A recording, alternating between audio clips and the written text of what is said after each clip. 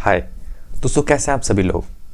तो last session में हमने अध्याय 15 पुरुषोत्तम योग की हमने चर्चा की थी और हमने पुरुषोत्तम योग में ये समझा था कि भगवान ने हमको एक एग्जाम्पल दिया था, पेड़ वाला एग्जाम्पल, कि अर्जुन तूने कोई पेड़ देखा है क्या जिसकी जो शाखाएं वो नीचे है और जड़ें उसकी ऊपर की तरफ है। तो इस पे अर्जुन बोलते हैं कि नहीं, उन्होंने कोई भी ऐसा वृक्ष नहीं देखा है।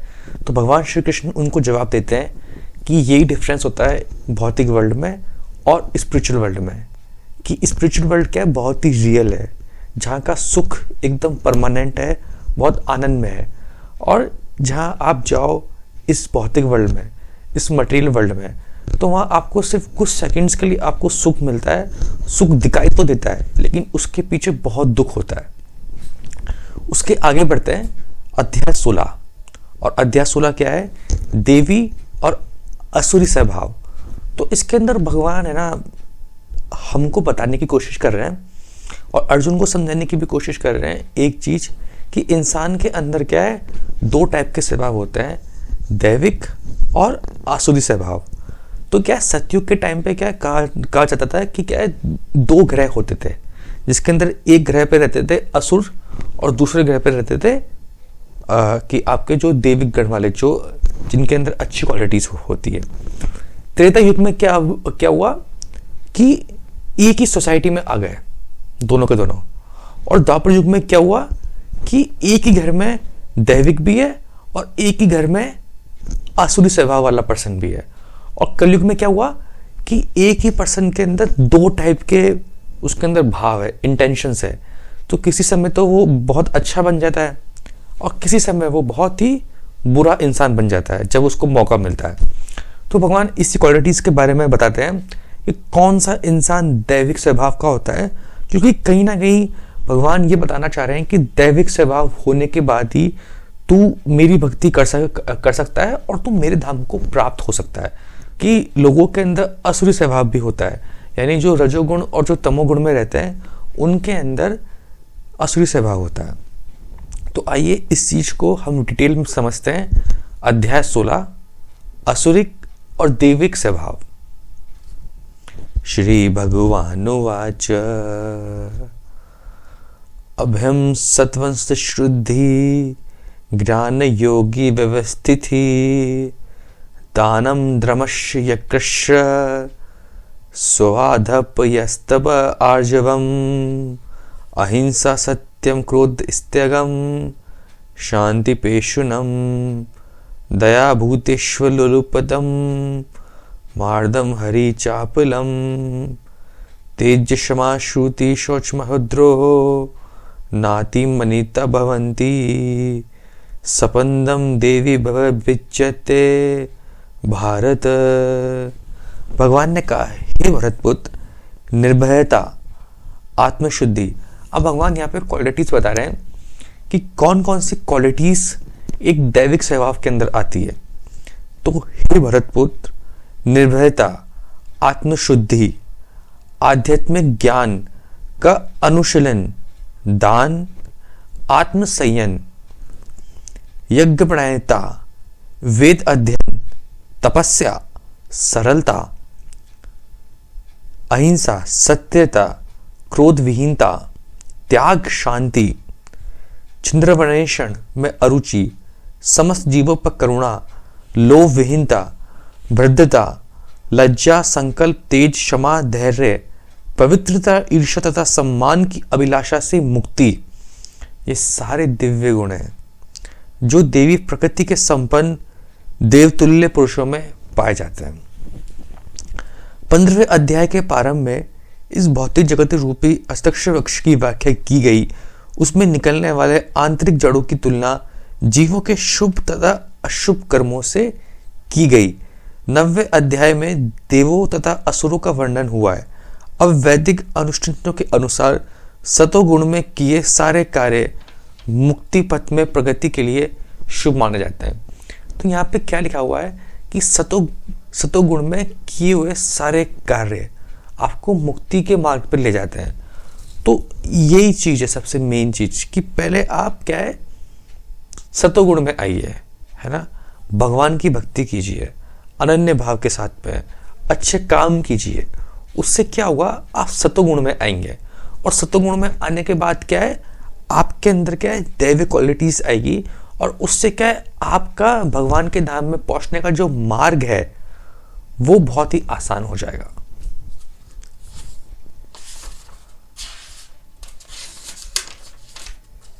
अगला श्लोक।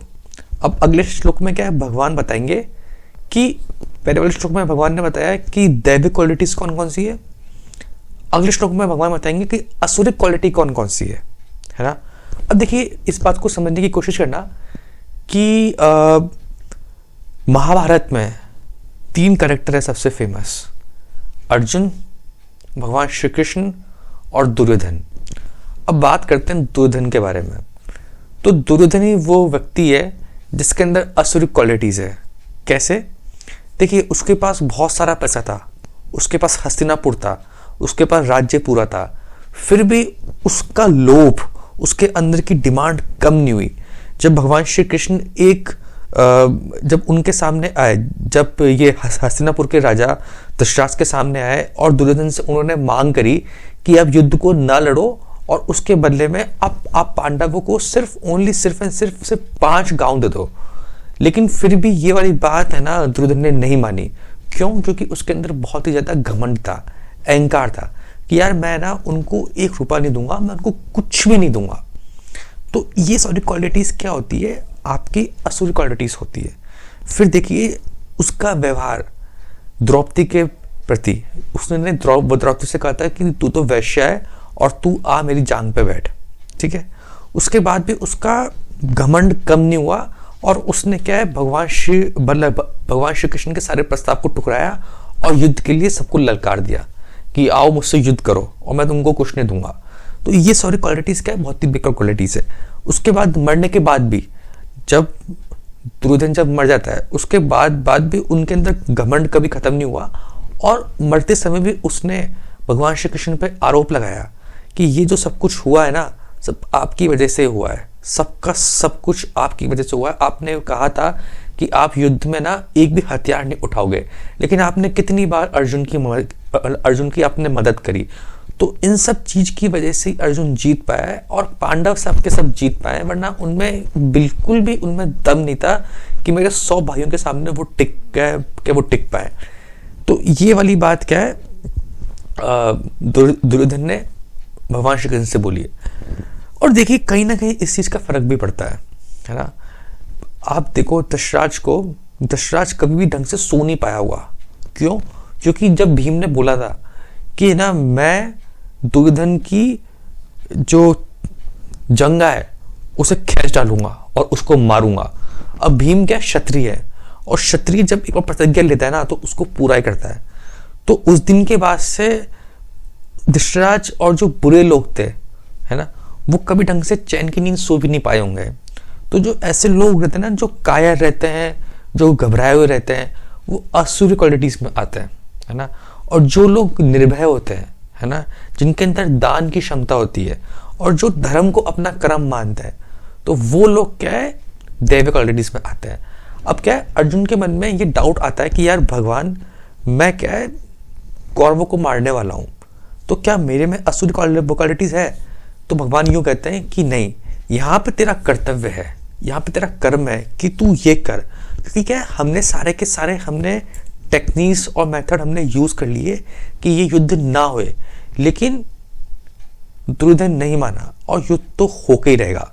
जब उसने ये कह दिया तो फिर तेरा कर्तव्य बन जाता है कि तू युद्ध लड़ और क्षत्रिय धर्म का पालन कर। और जो भी इंसान अपने धर्म का पालन करता है वो दैविक क्वालिटी होती है उसके अंदर।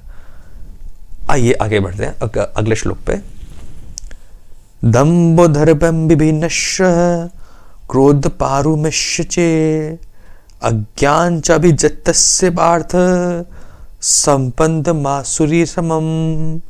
हे प्रतापुत्र, दंभ, दर्प, अभिमान, क्रोध, कठोरता तथा अज्ञान, ये आसुरी स्वभाव वालों के गुण हैं।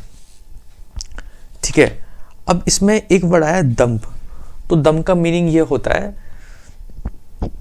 ढोंगी, जैसे मान लो बाहर से तो आपको बता रहे हैं अरे भाई साहब नमस्कार, अरे भाई साहब नमस्कार, क्या वो नमस्कार, अरे भाई साहब, अरे भाई साहब, लेकिन अंदर से कैसे हैं, क्या माल बैठा है यार, एक बार मिल जाए यार, किसकी बेटी है। मतलब बाहर से तो बहुत अच्छा बनने की कोशिश कर रहे हैं, है ना, सबके सामने, लेकिन अंदर से कितने बड़े वो है, आपको पता लग गया कि कितना खराब इंसान है, कितने भरे हुए हैं। तो वो जो इंसान होते हैं ना, उनको भगवान ने बोला है दम्भ। अभिमान का मतलब पता है, क्रोध का मतलब पता है, कठोरता मतलब ये है रुष्ट, जो कह दिया रूढ़ एकदम। और अज्ञान का मतलब ये है इग्नोरेंस, कि मतलब अज्ञानता मतलब मूर्ख, जो भी मन कर रहा है वो करे जा रहे हैं, एकदम इग्नोर पर्सन है। तो ये स्वभाव वाले, ये जो सारे के सारे जो स्वभाव है ना, ये आसुरी स्वभाव वालों के गुण है। अगला श्लोक, दैवी संपिदिति मोक्षा निबंध्या सुरी मता माशुच संपदम दैवम भिजोत्सी पांडव। दिव्य गुण मोक्ष के लिए अनुकूल है और आसुरी गुण बंधन दिलाने के लिए है। हे पांडुपुत्र, तुम चिंता मत करो क्योंकि तुम दैवी गुणों से युक्त होकर जन्म हो। अब भगवान ने डिफरेंस बता दिया कि जो दिव्य गुण है ना, वो आपको क्या मोक्ष वाली राह पे ले जाएंगे, क्योंकि इसके अंदर एक क्वालिटीज आती है दान वाली क्वालिटीज की, शेयरिंग करना। देखो बिल गेट्स सबसे ज्यादा अमीर इंसान है पूरे वर्ल्ड का, है ना, फिर भी वो अपनी वेल्थ का 90% है ना डोनेट करता है, और सिर्फ 10% उसने अपने बच्चों के लिए रखी है, क्योंकि उसको कहीं ना कहीं अंदर पता है कि जो मज़ा देने में है ना, अपनी वेल्थ को और अपनी चीज़ों को, इस सोसाइटी को, वो सबसे टॉप लेवल का मज़ा है। तो जो इंसान दिव्य गुण के साथ पैदा हुआ है, उसके लिए मोक्ष का रास्ता आसान है। और आसुरी गुण जिसके अंदर है, वो हे पांडुपुत्र, और जिसके अंदर आसुरी गुण है, उसके अंदर अटैचमेंट होती है, उसके अंदर लस्ट होती है, उसके अंदर डिजायर्स होती है, उसके अंदर काम, क्रोध, गुस्सा, लोभ, लस्ट, ये सारी उसके अंदर क्या है, बुरी क्वालिटीज होती हैं। तो भगवान बोलते हैं हे पांडुपुत्र, तुम चिंता मत करो क्योंकि तुम दैवी गुण से युक्त होकर जन्मे हो। अगला श्लोक, दो बुतुर्सृगा लोके इसमें देव आसुर एवच देवो विस्त से प्रोक्ताम आसुरम प्रात्मा शुणु। हे प्रतापुत्र, इस संसार में सृजित प्राणी दो प्रकार के हैं, दैवी तथा असुरी। मैं पहले विस्तार से तुम्हें दैवी गुण बतला चुका हूं, अब मुझ में असुरी गुण के विषय में सुनो। अब भगवान ने क्या है, स्टार्टिंग में ही बहुत सारी क्वालिटीज बता दी थी। जो पहला श्लोक था कि किस किस के अंदर क्या है दैविक क्वालिटी होती है और दैविक क्वालिटी कौन कौन सी होती है। तो भगवान यूँ बता रहे हैं कि मैंने ये तो आपको बता दिया, अब आप सुनो उस असुरी क्वालिटीज के बारे में। प्रवति न तिम्वती न चना न विदारुसुरा न शोचम नापी चाचरो न संते तेषु विद्यते। जो आसुरी है वे ये नहीं जानते कि क्या करना चाहिए और क्या नहीं करना चाहिए। उनमें ना तो पवित्रता, ना उचित आचरण और ना ही सत्य पाया जाता है। आप ये सब चीज़ देख सकते हो कि सारी की सारी इसके रिवर्स क्वालिटीज़ किसमें थी, दुर्योधन में थी। पहली बात तो एक स्त्री का अपमान करना है ना, यानी उचित आचरण नहीं है, पवित्रता तो बिल्कुल ही नहीं है, और जहाँ पे सत्य कभी नहीं पाया जाता। यानी जब आपको पता है कि धर्म क्या है, कि आपने गलत करा है, तो इसकी वजह से क्या, जब आपने जो चौसरपासे का जो आपने खेल करा था तो वो एकदम गलत था। तो जहाँ पे क्या सत्य पाया नहीं जाता, तो वो क्वालिटीज होती है असुरी लोगों की। ठीक है, आप ये देखो कि दुर्योधन हारने के बाद जब दुर्योधन द्रौपदी को जीत नहीं पाया, तो उसने द्रौपदी के साथ बहुत ही गलत करा, है ना। तो ये जो सारी क्वालिटीज है, ये असुरी क्वालिटीज है। फिर उसके बाद आप ये देखो कि विदुर, तो जब विदुर ने जब दुर्योधन को समझाया कि दुर्योधन तू गलत कर रहा है ना, ये तू क्या धर्म के खिलाफ जा रहा है, तो तू यहाँ पे रुक और क्या है, माफी मांग सब लोगों से। तो उसने क्या है, विदुर जैसा बहुत ही मतलब सीनियर पर्सन और ओल्डर पर्सन, उसको लात मार के उसको अपने शहर से बाहर निकाल दिया। ठीक है, उसके कुछ सालों बाद क्या विदुर आता है वापस से हस्तिनापुर में, मतलब जब सबका सब पूरा युद्ध खत्म हो जाता है उसके बाद वापस से विदुर आता है। और उस समय क्या है, राजा कौन होता है, युधिष्ठिर होता है। और युधिष्ठिर क्या है, विदुर के चरणों में अपना सर रखता है कि हे महात्मा, आप कहाँ चल गए थे, आपके आने से पूरा राज्य चमक उठा है। तो ये क्वालिटीज देखो आप, एक तरफ दुर्योधन है और एक तरफ का युधिष्ठिर है, यानी असुरी क्वालिटीज और एक दैविक क्वालिटीज। अगला श्लोक, असत्यम प्रतिष्ठम ते जगदाहु निरीक्षणम अपरस्पर संभूतनम किमेन्य काम हेतु कमम।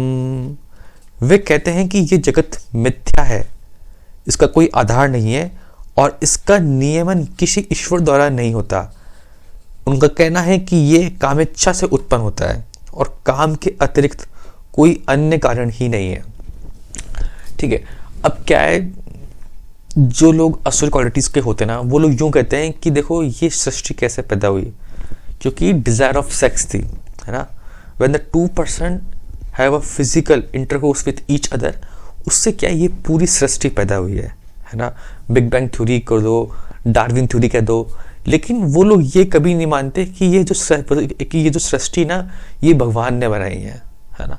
उन लोगों का कहने का मीनिंग ये है कि ये सृष्टि क्या है, बाय फिजिकल इंटरकोर्स और बाय द फिजिकल सेक्स, उसके द्वारा ये सृष्टि बनी है।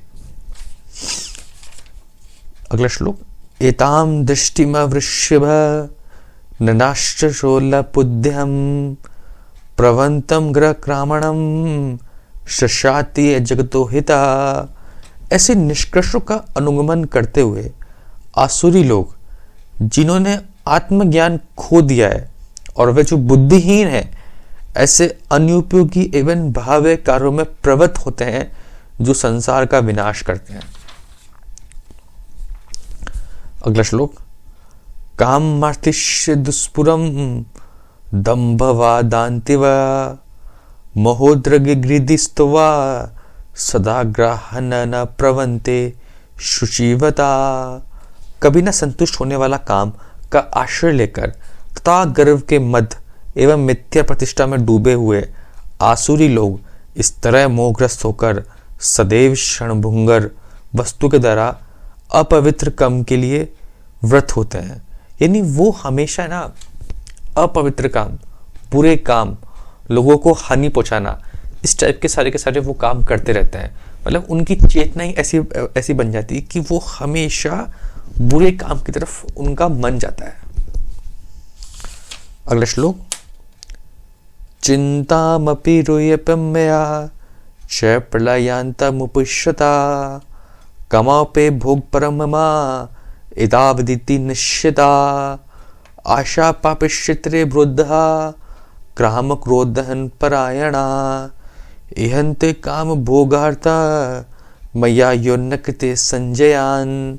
उनका विश्वास है कि इंद्रियों की दृष्टि ही मानव सभ्यता की मूल आवश्यकता है। इस प्रकार मरण काल तक उनको अपार चिंता होती रहती है। वे लाखों इच्छाओं के जाल में बंद कर तथा काम और क्रोध में लीन होकर इंद्र तृप्ति के लिए अवैध ढंग से धन संग्रह करते हैं। यानी वो पैसा भी कमाते किस चीज के लिए है कि उनकी डिजायर्स पूरी होनी चाहिए, उनकी लस्ट पूरी होनी चाहिए। देखिए लस्ट है ना, आपकी यदि पूरी हो जाती ना तो आपको ग्रिड होती है, आपको और करने का मन करता है कि यार मैं ये भी कर लूँ, मैं वो भी कर लूँ। और यदि आपकी लस्ट सेटिस्फाई नहीं हुई ना तो उसका कॉन्टेम्पलेशन करने से वो काम में बदल जाती है, यानी उससे बहुत गुस्सा आता है ना। और जैसे ही आपको गुस्सा आने लग गया तो आप अपना माइंड, अपना आपा खोल देते हो और फिर क्या उससे क्या इंसान का पतन स्टार्ट हो जाता है ना। और कहने का मीन ये है कि वो लोग ना तो उनका आज भी उनका स्वस्थ नहीं होता, प्लस उनका आने वाला कल यानी उनका अगला जन्म भी अच्छा नहीं होता और वो हमेशा नर्क की तरफ आगे बढ़ते हैं और नर्क में ही जाते हैं। अगला श्लोक, इदमग्माया लबिंदम मिमं प्रपस्ये मनोर्थम इदिमस्तपि मे भविष्यति पुनर्धनम असो मया हत शत्रुहिंसः चापनरापि ईश्वरो हमम भोगी सिद्धियों से बलवान सुखी औड्ढयो विश्वन सीमा कौंत्यस्ति श्रद्धस्मया यक्षदाश्मसि मोद्यश्य इत्वज्ञानी मोहितः। आसुरी व्यक्ति सोचता है आज मेरे पास इतना धन है और अपनी योजनाओं से मैं अधिक धन कमाऊंगा, यानी ग्रीड। इस समय मेरे पास इतना है किंतु भविष्य में ये बढ़कर और अधिक हो जाएगा। वह मेरा शत्रु है और मैंने उसे मार दिया है और मेरे अन्य शत्रु भी मार दिए जाएंगे। मैं सभी वस्तुओं का स्वामी हूं, मैं भोक्ता हूं, मैं सिद्ध शक्तिमान तथा सुखी हूं, मैं सबसे धनी व्यक्ति हूं और मेरे आसपास मेरे कुलीन संबंधी है। कोई अन्य मेरे समान शक्तिमान तथा सुखी नहीं है। मैं ये यज्ञ करूंगा, दान दूंगा और इस तरह आनंद मनाऊंगा। इस प्रकार ऐसे व्यक्ति अज्ञानवश मोहग्रस्ती रहते हैं, यानी उनमें अटैचमेंट होता है। Then they are attach to the material desires कि यार मुझको वो चाहिए, आज मेरे पास इतना पैसा है, अब मैं इसका अधिक पैसा कमाऊंगा। देखिए पैसा कमाना गलत नहीं है, लेकिन यदि आपका इंटेंशन सही है ना, यदि आपका रीज़न सही है, यदि आप एक एंटरप्रेन्योर है और यदि आप एक प्रॉब्लम को सॉल्व करते हो, यदि आप पैसा कमा रहे हैं, वो गलत नहीं है। लेकिन यदि आप ये सोच रहे हैं कि यार मैं उसका पैसा हथिया लेता हूँ, मैं वहाँ से मैं चोरी कर लेता हूँ, मैं कुछ गलत काम करके मैं खूब पैसा कमा लेता हूँ, मैं उसको मार देता हूँ। आप किसी कॉज को यदि आप ठीक कर रहे हो, किसी प्रॉब्लम को यदि आप सॉल्व कर रहे हो पूरी सोसाइटी के लिए, वो फिर भी ठीक है ना। लेकिन यदि आपके अंदर इंटेंशंस गलत है और यदि उन गलत इंटेंशंस को लेके यदि आप कोई गलत काम कर रहे हो तो उसका रिजल्ट भी गलत आना है और वो एक्शंस भी सारे के सारे गलत है। अगला श्लोक। अनेका चिंत विभंत्रः मोह जालम समावृता प्रसक्ता कामो भोगेषु पतंती नरकेषु शुचो। इस प्रकार अनेक चिंताओं से उद्विग्न होकर तथा मोह जाल से बनकर वह इंद्रिय भोग में अत्यधिक आसक्त हो जाते हैं और नरक में गिरते हैं। अगला श्लोक। आत्मसंविता स्तब्धा धनमान निदान्विता यजन्ते नाम यज्ञस्ते दम्भेना विभूति पूर्वकम। अपने को श्रेष्ठ मानते वाले तथा सदैव घमंड करने वाले, संपत्ति तथा मिथ्या प्रतिष्ठा से मोहग्रस्त लोग किसी विधि विधान का पालन न करते हुए कभी कभी नाम मात्र के लिए बड़े ही गर्व के साथ यज्ञ करते हैं। और वो यज्ञ करते भी क्यों? क्योंकि उनका कहीं ना कहीं हाइड इंटेंशन होता है कि यार मैं यज्ञ करूंगा ना तो इसका लाभ मुझको मिलेगा और इस लाभ के साथ में मुझको बहुत ये चीज़ मिलेगी। मतलब बहुत क्या है, मैं अगला जन्म भी मैं अच्छा कर रहा हूँ, मतलब मैं एक पुण्य कमा रहा हूँ। वो यूँ सोचते हैं नाप तोल के। जो लोग बोलते हैं ना कि यार मैं इतना कर लिया, अब उसको मिनिमाइज करने के लिए मुझको इतना अच्छा काम करना पड़ेगा, तो ऐसी ही उनके अंदर सोच रहती है और उसके बेसिस पे वो क्या है यज्ञ करते हैं। कभी कभी सालों में एक बार, और वो भी बड़े गर्व से करते हैं कि लोग कर तो रहा हूं ना मैं, क्योंकि उससे क्या है तुमको नाम मिलेगा। तो क्या है उससे क्या है उनको नाम मिलेगा, फेम मिलेगा। उस फेम के चक्कर में वो कर देते हैं कि सामने वालों की नजरों में अच्छा बनेंगे, अंदर से तो आप बहुत खराब हो, यानी दम्भ हो। तो ये वाली बात भगवान श्री कृष्ण ने अर्जुन को समझाई है इस अध्याय में कि देवी तथा असुरी टाइप के लोग कौन कौन से होते हैं, उनमें क्या डिफरेंस है, क्या क्या क्वालिटीज है जो इंसान दैव्य प्रवृत्ति का है और जो इंसान असुरी प्रवृत्ति का है। अगला श्लोक। अहंकारम बलम दर्प कामम क्रोधहम चशिंत्रा मामत्रे परदेहिषु प्रतिशंटो संबसूयका। मिथ्या, अहंकार, बल, दर्प, काम तथा क्रोध से मोहित होकर आसुरी व्यक्ति अपने शरीर से तथा अन्य शरीर से स्थित भगवान से ईर्ष्या और वास्तविक धर्म की निंदा करने लगते हैं। यानी असुरी टाइप के लोग होते हैं ना, उनके अंदर मिथ्या होती है। मिथ्या का मतलब कि अंदर से तो कुछ और है, बाहर कुछ और दिखा रहे। अहंकार, घमंड, बल, दर्प, काम तथा क्रोध, ये सबके सब इंटरलिंक्ड है। ये सबके सब जो क्वालिटीज है ना, सबके सब देखो आप इंटरलिंक है। कैसे? देखो, काम है, लस्ट है। यदि आपकी लस्ट पूरी नहीं हुई तो क्या आएगा? ग्रीड आएगा। यदि पूरी हो गई तो क्या आएगा? लोभ आएगा। यदि कुछ पूरी हुई और कुछ पूरी नहीं हुई तो क्या आएगा? क्रोध आएगा। तो all this qualities are interlinked with each other. Try to understand this. जो भी असुरी टाइप का व्यक्ति होगा ना, उसके अंदर आपको ये देखने को मिल जाएगा। यदि आपको लोभ करना ही है तो इसका लोभ करो ना यार, कि मैंने आज भगवान की थोड़ी कम भक्ति करी है, मुझको और भक्ति करनी चाहिए। मैंने आज भगवान की इंद्रिय तृप्ति के लिए बहुत कम काम करा है, मुझे और काम करना चाहिए। मैंने आज कम सेवा करी है, मुझको आज थोड़ी सी और ज़्यादा सेवा करनी चाहिए। तो इस टाइप का यदि आप में लोभ होगा ना तो अच्छा है। लेकिन यदि आपने किसी के प्रति यदि आपने गलत वो चीज़ का लोभ है ना, वो बहुत गलत है। अगला श्लोक। तानहं धृतिष्ठः कृणासंसिरिषु नराधमं श्रिपामे यजत्रं श्रुभानुषुरिष्व योनिषु। जो लोग ईर्ष्यालु होते हैं तथा क्रूर होते हैं वे नराधम हैं। उन्हें मैं निरंतर विभिन्न आसुरी योनियों में भवसागर में डालता रहता हूं। आसुरी योनि माप्रता मूढ़ा जन्मानि जन्मनि म्राम प्रेभया कौन्तेय तथा यान्तदा धमागतिम। हे कुंती पुत्र, ऐसे व्यक्ति आसुरी योनि में बारंबार जन्म ग्रहण करते हैं और कभी भी मुझ तक नहीं पहुंच पाते।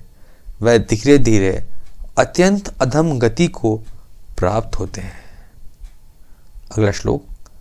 त्रिविधम नरकास्तेदम द्वारम नाशनामात्यम कामम क्रोधस्तदा लोभस्तदा देवेंद्रम तजेयेतम।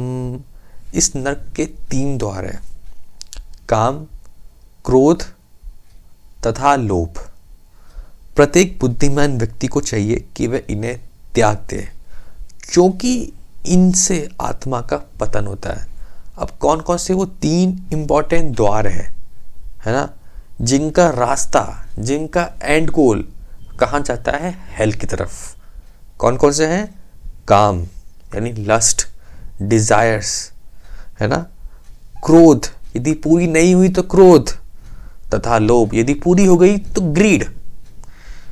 काम, क्रोध और लोभ, इन तीनों द्वारों से आपको बचना है ना। और ये तीनों द्वार कहां जा रहे हैं? हेल की तरफ। एति विमुक्तरम कौन्तेय त्वमादारो स्त्री निर्भः आश्चर्यत्यामत्नम शेस्ततो यति परागतिम। हे कुंती पुत्र, जो व्यक्ति इन तीनों नरक द्वारों से बच जाता है वह आत्म साक्षात्कार के लिए कल्याणकारी कार्य करता है और इस प्रकार क्रमश परम गति को प्राप्त होता है। यानी जो इन 3 द्वारों से बच गया और जिसने परोपकार वाले कार्य, अच्छे कार्य करे, वो परम गति को प्राप्त होता है और मुक्ति के मार्ग पे चलता है। और लास्ट में जाके भगवान की भक्ति करते हुए वो भगवान के धाम को प्राप्त होता है। यानी उसका एंड गोल क्या होता है? भगवान श्री कृष्ण। यह शास्त्र विदु मुस्त्रिय वर्तते कामकारतः न सा सिद्धि न वरोपति ना सुखम ना परागतिम। जो शास्त्रों के आदेशों की अवहेलना करता है और मनमाने ढंग से कार्य करता है, उसे ना तो सिद्धि, ना सुख, ना ही परम गति की प्राप्ति होती है। अगला श्लोक। तस्माश छात्रम प्रमाणते कार्य कार्य व्यवस्थितो ज्ञात्वा शास्त्र विधो नोक्तम कर्म कर तू मेरे हासी। इतव मनुष्य को जानना चाहिए कि शास्त्रों के विधान के अनुसार क्या कर्तव्य है और क्या अकर्तव्य है, यानी क्या करने योग्य है और क्या करने योग्य नहीं है। वो आपको कहाँ पता लगेगा? शास्त्र पढ़ के। और यदि आप शास्त्र नहीं पढ़ सकते हैं तो बहुत सिंपल सा काम है, मेडिटेशन कीजिए और भगवान को याद कीजिए, भगवान की भक्ति कीजिए। उसे ऐसे विधि विधानों को जानकर कर्म करना चाहिए जिससे वह क्रमश ऊपर उठ सके। तो यहाँ पे अध्याय 16 असुरिक और दैविक क्वालिटीज का यहाँ पे एंड होता है। आशा करता हूँ कि आपको ये पूरा अध्याय समझ में आया होगा। इस अध्याय में भगवान ने दैविक क्वालिटीज और असुरी क्वालिटीज के लोग, उनके अंदर कौन कौन सी क्वालिटीज होती है, उन क्वालिटीज का नाम बताया कि उन क्वालिटीज से क्या होता है, और असुरी क्वालिटीज वाले लोग कौन कौन से होते हैं, क्वालिटीज के बारे में बताया। कि जैसे भगवान ने बताया कि लस्ट, काम, क्रोध और लोभ, ये 3 द्वार है हेल के, और ये 3 द्वारों से ही पूरी असुरी क्वालिटीज आती है। तो जो लोग रजोगुण और तमोगुण में होते हैं, कहीं ना कहीं उनमें ये क्वालिटीज पाई जाती है। और जो लोग सतोगुण में होते हैं, उनके अंदर अच्छी क्वालिटीज, दैविक क्वालिटीज होती है, और उससे उनको मुक्ति मिलती है और वो भगवान के धाम को प्राप्त होते हैं। अब भगवान ने बताया कि जिनके अंदर असुरी क्वालिटीज होती है, उनको ये नहीं पता होता है कि किस समय क्या करना चाहिए और क्या नहीं करना चाहिए, क्या करने योग आपका कर्तव्य है, क्या आपका धर्म है और क्या आपका अकर्तव्य है। उन लोगों को यही लगता है कि ये जो सृष्टि है ना, ये जो पूरा वर्ल्ड है, ये उत्पन्न हुआ है by the desires of sex. लेकिन असल में क्या हुआ, ये पूरी सृष्टि भगवान ने बनाई है। तो इस टाइप के भगवान ने डिफरेंशिएशन बताए, क्वालिटीज बताई। आशा करता हूँ कि आपको ये सेशन अच्छा लगा होगा। इसी के साथ जय हिंद, जय भारत।